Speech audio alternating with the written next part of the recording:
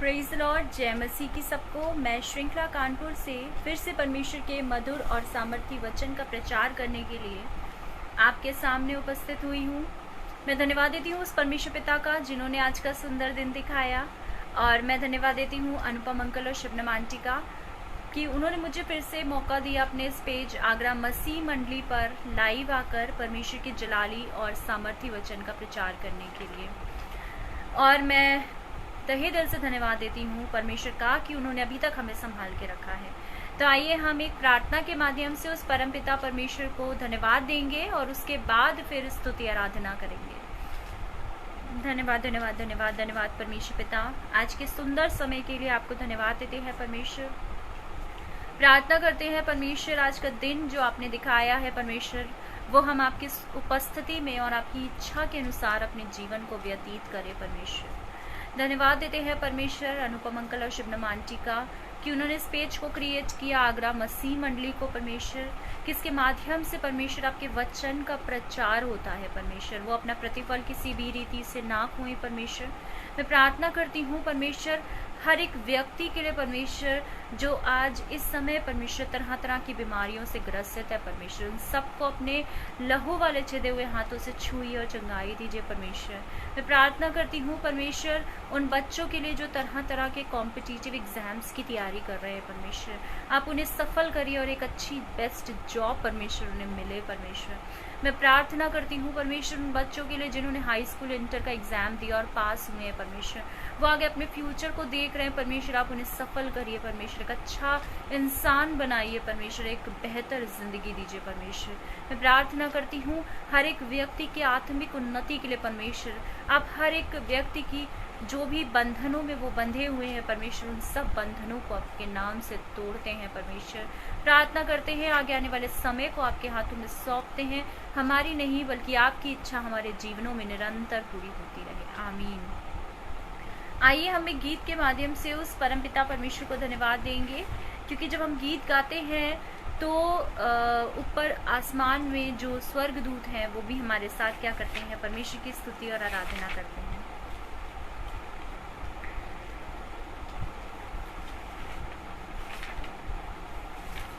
ये गीत है तेरा लहू देता है हमको शिफा। तेरा लहू देता है हमको शिफा। तेरा लहू करता है पाप क्षमा। तेरा लहू देता है गवाही, मुझ में ही तो है मिलती रिहाई। तेरा लहू देता है गवाही, मुझ में ही तो है मिलती रिहाई। तेरा लहू सूखे हुए तन में फूके ये जान। तेरा लहू है सबसे महान। सूखे हुए तन में फूके ये जान। तेरा लहू है सबसे महान। तेरा लहू है सबसे महान। जिंदा लहू मुर्दों में फूके है जान। तेरा लहू मुर्दों में फूके है जान। तेरा लहू देता है गवाही, मुझ में ही तो है मिलती रिहाई। तेरा लहू देता है गवाही, मुझ में ही तो है मिलती रिहाई।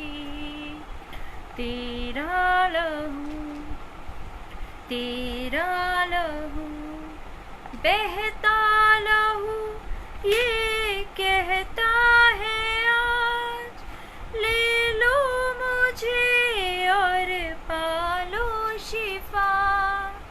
बहता लहू ये कहता है आज, ले लो मुझे और पालो शिफा।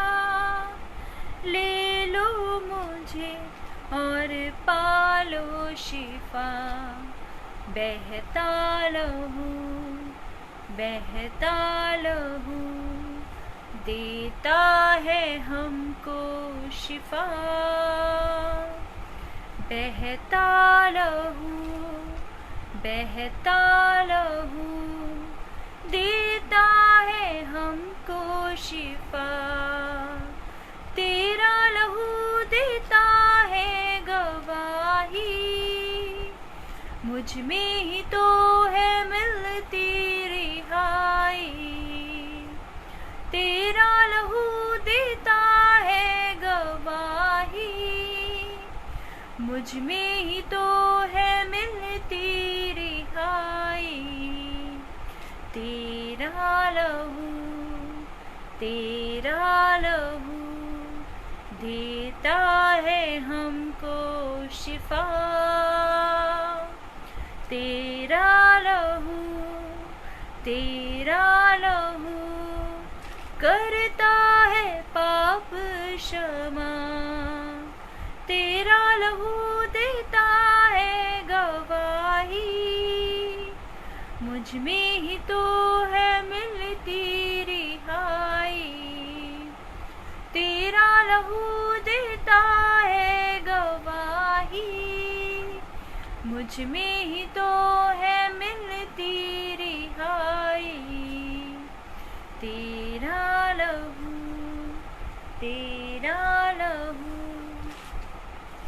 सच में परमेश्वर का लहू क्या करता है, हम लोगों को रिहाई देता है। उस रिहाई से सारे बंधन हमारे टूटते हैं और हम क्या हो जाते हैं, हमारा जीवन जो कि परमेश्वर की इच्छा है हमारे जीवन के लिए, उसके अकॉर्डिंग हम अपने जीवन को व्यतीत कर पाते हैं। तो आइए हम वचन के लिए प्रार्थना करेंगे और उसके बाद आज का जो आत्मिक मन्ना है उसके माध्यम से हम अपने आत्मिक जीवन की उन्नति करेंगे। आइए हम वचन के लिए प्रार्थना करें। धन्यवाद धन्यवाद धन्यवाद परमेश्वर, आज के समय के लिए आपको धन्यवाद देते हैं परमेश्वर। इस वचन के लिए प्रार्थना करते हैं परमेश्वर, जिस भूमि में ये बोया जाता है परमेश्वर, 70-80 नहीं बल्कि 100 गुना फल लाए परमेश्वर। और इस वचन के माध्यम से परमेश्वर हर एक व्यक्ति परमेश्वर अपने जीवन को परिवर्तित करे परमेश्वर। इस छोटी सी प्रार्थना को आपके प्यारे बेटे यीशु नासरी के नाम से मांगते हैं, सुनिए और ग्रहण कीजिए, आमीन। आज का जो टॉपिक है हमारा वो है कि परमेश्वर की हमारे जीवनों में क्या इच्छा है, ये हम कैसे जानते हैं, ये मैंने पिछली बार बताया था।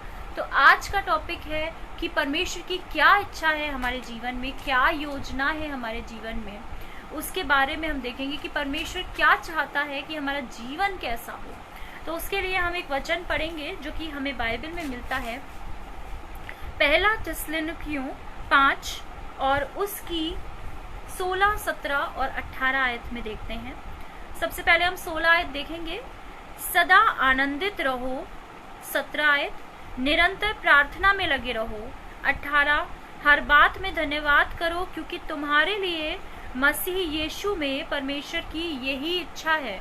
यानी 3 इच्छाएं हैं हमारे जीवन के लिए जो कि परमेश्वर ने हमें दी हैं। पहली इच्छा जो कि परमेश्वर चाहते हैं कि हमें क्या करना है, सदा आनंदित रहना है। क्या करना है, सदा आनंदित। सदा मतलब हमेशा, हर वक्त, चाहे हम सुखी हो, चाहे हम दुख में हो, चाहे हम पीड़ा में हो, चाहे कोई भी कष्ट हमारी जिंदगी में क्यों ना चल रहा हो, हमें क्या करना है, सदा आनंदित रहना है। जब कोई वर्ड, अगर हम मान लीजिए हम सदा खुश रहते हैं, हम हमेशा खुश रहते हैं, हमेशा खुश रहने का मतलब क्या है कि हम चाहे दुख हो, चाहे हमें कोई प्रॉब्लम हो, चाहे हम बीमार हो, तो भी हम क्या रहेंगे, हम आनंदित रहेंगे, हम खुश रहेंगे।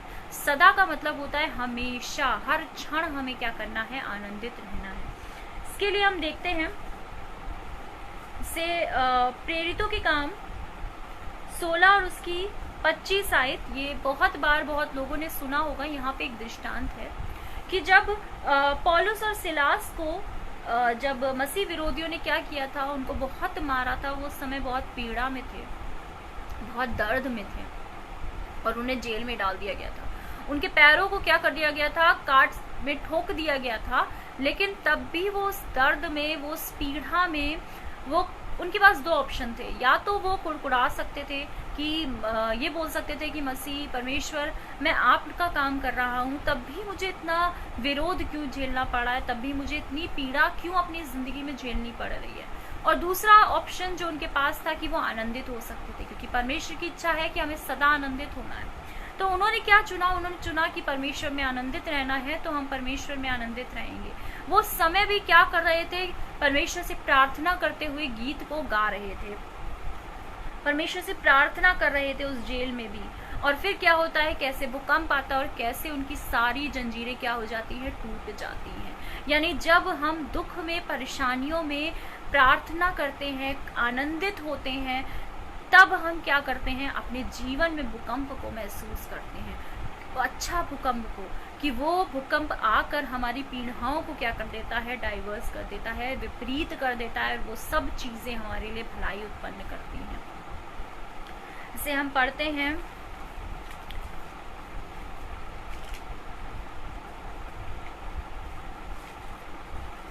जिसे पौलुस और सिलास के लिए मैंने बहुत बार बताया है कि हम ये चीज देख सकते हैं, चाहे कष्ट हो, चाहे हमारी लाइफ में कोई भी प्रॉब्लम क्यों ना हो, हमें क्या करना है, हमें सिर्फ आनंदित रहना है, प्रार्थना में लगे रहना है। दूसरी चीज हम देखते हैं, फिलिपियों 4 और उसकी 4 आयत में लिखा है, प्रभु में सदा आनंदित रहो, मैं फिर कहता हूँ आनंदित रहो।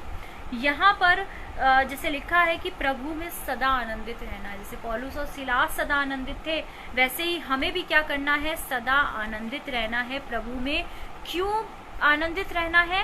क्योंकि परमेश्वर की इच्छा यही है कि हमें सदा आनंदित रहना है। और जब हम सदा आनंदित रहते हैं, तब परमेश्वर भी हमारे जीवनों में क्या करता है, भूकंप को भेजता है, जिससे हमारे जीवन में भी क्या होता है, जो चीजें हो सकता है आपको प्रॉब्लम्स में डाल रही हो सकता है आपको दुखी कर रही हो सकता है कोई भी ऐसी टेंशन जो आपके जीवन में होगी, वो क्या करती है, वो सारी चीजें एक भलाई में उत्पन्न हो जाती हैं। और सब चीजें हमारे लिए फिर क्या करती हैं, भलाई ही उत्पन्न करती हैं, अगर हम परमेश्वर में सदा आनंदित रहते हैं। इसके बाद जैसे याकूब 5 उसकी 13 आयत में लिखा है, अगर कोई व्यक्ति आनंदित होता है तो वो क्या करता है, भजन गाता है। अगर कोई व्यक्ति आनंदित होता है तो भजन गाता है। जैसे पौलुस और सिलास, वो आनंदित थे, इसलिए प्रार्थना करते हुए भजन को क्या कर रहे थे, गा रहे थे, इसलिए वो प्रार्थना कर रहे थे, इसलिए वो उस पीड़ा में भी, उस कष्ट में भी उनका ध्यान उस पीड़ा में नहीं था, ना वो कुड़कुड़ाए, ना उन्होंने कुछ कहा, बल्कि वो क्या कर रहे थे, वो निरंतर प्रार्थना कर रहे थे। और प्रार्थना करते करते क्या कर रहे थे, भजन को गा रहे थे। इसके बाद हम एक और आयत देखते हैं, प्रेरितों के काम उसकी 5 आयत और उसकी 41 वर्स। प्रेरितों के काम 5 और उसकी 41 वर्स, जिसे लिखा है, वे इस बात से आनंदित होकर महासभा के सामने से चले गए कि हम उसके नाम के लिए निरादर होने के योग्य तो ठहरे।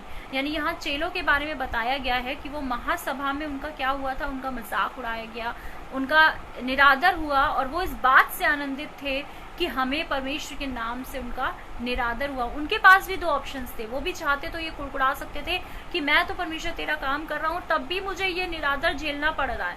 बहुत बार ऐसा होता है कि हम भी अपने जीवन में बहुत बार निरादर को देखते हैं, हम भी अपने जीवन में बहुत बार कष्टों को देखते हैं। तो क्या हम इस बात से दुखी हो जाते हैं कि परमेश्वर, मैं तो इतना अच्छा काम करता हूँ, मैं निरंतर प्रार्थना में रहता हूँ और 24 घंटे में जो समय मैंने निर्धारित किया है उसको तेरी उपस्थिति में बिताता हूँ, तब भी मेरी जिंदगी में कष्ट क्यों है, तब भी मेरी जिंदगी में प्रॉब्लम्स क्यों है? लेकिन हमें क्या करना है, हमें आनंदित रहना है। जैसे चेले आनंदित थे, उनका निरादर हुआ। जैसे पौलुस और सिलास आनंदित थे, जबकि वो कितने डाइवर्स सिचुएशंस में थे, कितने कष्टों में थे, तब भी वो आनंदित थे। कि परमेश्वर की इच्छा है हमारे जीवन में कि हमें सदा क्या करना है, आनंदित रहना है। जैसे नहेमिया 8 और उसकी 10 आयत में लिखा है, यहोवा का आनंद मेरा मेरा दृढ़ गढ़ है, यानी यहोवा का आनंद क्या है, मेरी ताकत है। जब हम परमेश्वर की इच्छा के अनुसार अपने जीवन को व्यतीत करते हैं तब परमेश्वर भी क्या होता है, आनंदित होता है। और वो आनंद, परमेश्वर का आनंद हमारा क्या है, हमारी ताकत है। इसके बाद हम देखते हैं एक और चीज, जैसे अभी हमने पढ़ा था थिस्सलुनीकियों, पहला थिस्सलुनीकियों हमने पढ़ा था कि हमें क्या करना है, सदा आनंदित रहना है। दूसरी चीज हम देखते हैं हमें क्या करना है, निरंतर प्रार्थना करते रहना है या प्रार्थना में रहना है। इसके लिए हम पढ़ेंगे पहला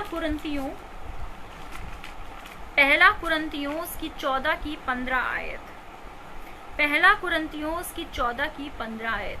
सो क्या करना चाहिए, मैं आत्मा से भी प्रार्थना करूंगा और बुद्धि से भी प्रार्थना करूंगा, मैं आत्मा से गाऊंगा और बुद्धि से भी गाऊंगा।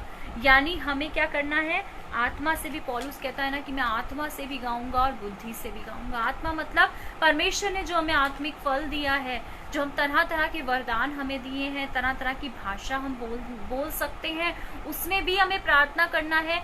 और हमें क्या करना है, हमें बुद्धि से भी प्रार्थना करना है। अगर हम सभा में बैठे हैं तो हमें बुद्धि से प्रार्थना करना है। हर समय हमें निरंतर प्रार्थना करना है। अगर आप कहीं जा रहे हैं तो आप दूसरों के लिए भी प्रार्थना कर सकते हैं, क्योंकि हमें दूसरों के लिए भी प्रार्थना करना है। क्योंकि हमारा ये काम है कि हमें अपने लिए तो प्रार्थना करना ही करना है, प्लस दूसरों के लिए भी प्रार्थना करना है, ताकि परमेश्वर उनके जीवन को भी क्या करे, हमारी तरह इस्तेमाल कर सके। और हम जैसे खाना बना रहे हैं तो हम प्रार्थना कर सकते हैं। अगर हम सो रहे हैं, सोने से पहले हम प्रार्थना कर सकते हैं, उठने के बाद हम प्रार्थना कर सकते हैं। उसके बाद अगर हम कोई भी काम कर रहे हैं 2 सेकंड के लिए हम प्रार्थना कर सकते हैं कि परमेश्वर मुझे संभाल, परमेश्वर मुझे सहारा दे, परमेश्वर मेरे कठिन समय में मुझे छोड़ना नहीं, परमेश्वर मेरी जो भी आपके सामने अगर कोई बीमारी है, कोई कष्ट है, तो आप उसके लिए प्रार्थना कर सकते हैं। निरंतर आपको प्रार्थना में लगे रहना है। इसके बाद हम देखते हैं मत्ती 26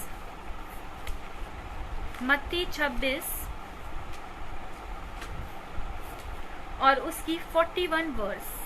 मत्ती 26 और उसकी 41 वर्स। जागते रहो और प्रार्थना करते रहो कि तुम परीक्षा में ना पड़ो। आत्मा तो तैयार है परंतु शरीर क्या है, दुर्बल है। यानी हमें क्या रहना है, जागते रहना है और निरंतर प्रार्थना में लगे रहना है। क्योंकि हमारा जो शरीर है वो क्या है, हमारी आत्मा तो प्रबल है, हमारी आत्मा तो हमेशा जागती रहती है। क्योंकि जब भी हम कोई गलत काम करते हैं तो हमारे मन में कभी ना कभी एक विचार आता है कि ये चीज़ हम गलत कर रहे हैं, यानी हम आत्मा में जगे हुए हैं। लेकिन हमारा शरीर जो है वो विभिन्न लालसाओं में, विभिन्न जो हमारी इच्छाएं होती है उनकी वजह से क्या हो जाता है, दुर्बल हो जाता है। तो हमें उस दुर्बलता को दूर करना, और हम दुर्बलता को दूर कैसे कर सकते हैं, हम दुर्बलता को दूर कर सकते हैं प्रार्थना के माध्यम से। तो हमें निरंतर प्रार्थना में लगे रहना है। पहली चीज हमने देखी परमेश्वर की इच्छा क्या है। 3 इच्छाएं हमारे जीवन में परमेश्वर की। पहली इच्छा क्या है कि हमें सदा आनंदित रहना है, और दूसरी इच्छा क्या देखी हम लोगों ने कि हमें क्या करना है, हमें सदा आनंदित रहना है, और दूसरी इच्छा है कि हमें निरंतर प्रार्थना में लगे रहना है। आप कभी भी प्रार्थना कर सकते हैं। प्रार्थना का कोई निर्धारित समय नहीं है कि आपको सुबह प्रार्थना करनी है, शाम को प्रार्थना करनी है। आप कभी भी प्रार्थना कर सकते हैं। आप चलते हुए प्रार्थना कर सकते हैं, आप अगर बैठे हुए हैं कहीं पर तो आप प्रार्थना कर सकते हैं, आप चल रहे हैं तो आप प्रार्थना कर सकते हैं, ड्राइव कर रहे हैं आप तब प्रार्थना कर सकते हैं। आप निरंतर प्रार्थना में अपने जीवन को व्यतीत करना चाहिए। तीसरी इच्छा जो हम देखते हैं वो क्या है कि हर बात में धन्यवाद करो। हमें क्या करना है, परमेश्वर का धन्यवाद करना है, क्योंकि उसने क्या किया है, हमारे जीवन को रचा है। हर बात में धन्यवाद करना है। धन्यवाद हम कब करते हैं, जब कोई हमारी जीवन में बहुत अच्छी चीज़ मिलती है तब हम धन्यवाद करते हैं। अगर कोई हमें बहुत प्यारा सा गिफ्ट देता है तो हम धन्यवाद करते हैं। अगर कोई गिफ्ट नहीं देता तो कोई धन्यवाद करता है, नहीं करता है। लेकिन हमें क्या करना है, क्योंकि हर एक चीज़ के लिए हमें धन्यवाद करना है। इतनी बड़ी बड़ी तरह की बीमारियां चल रही हैं। अभी 2020 में जब कोविड आया था तब बहुत सारे लोग जो थे उससे ग्रसित हुए थे, लेकिन हमें परमेश्वर ने बचा के रखा है, हमें चंगाई दी है। हो सकता है बहुत सारे लोगों को कोविड हुआ भी हो, लेकिन परमेश्वर ने उनको चंगाई दी, उसके लिए आप धन्यवाद करिए। हम बहुत सारे लोग बोलते हैं ना कि हमारी ज़िंदगी में कुछ अच्छा नहीं हुआ, तो हम किस चीज़ के लिए धन्यवाद करें। आप सांस ले रहे हैं, इसके लिए धन्यवाद करिए। आप इस घर में बैठे हैं, अपने घर में बैठे हैं, उसके लिए धन्यवाद करिए। आपको 3 समय का खाना मिल रहा है, उसके लिए आप धन्यवाद करिए। परमेश्वर ने आपको पीने के लिए पानी दिया, उसके लिए आप धन्यवाद करिए। परमेश्वर ने आपको इतने अच्छे फैमिली दी है, आप उसके लिए धन्यवाद करिए। परमेश्वर ने आपको इतनी अच्छी जॉब दी, आप उसके लिए धन्यवाद करिए। हर एक क्षण के लिए आप धन्यवाद करिए और देखिएगा कि परमेश्वर जो धन्यवाद रूपी बलिदान है वही उसको भाता है। जैसे कि हम बाइबल में देखते हैं कि बलिदान, और वो भी धन्यवाद रूपी, क्योंकि हम उसको बदले में कुछ नहीं दे सकते, क्योंकि हर कुछ दिया हुआ उसका ही है।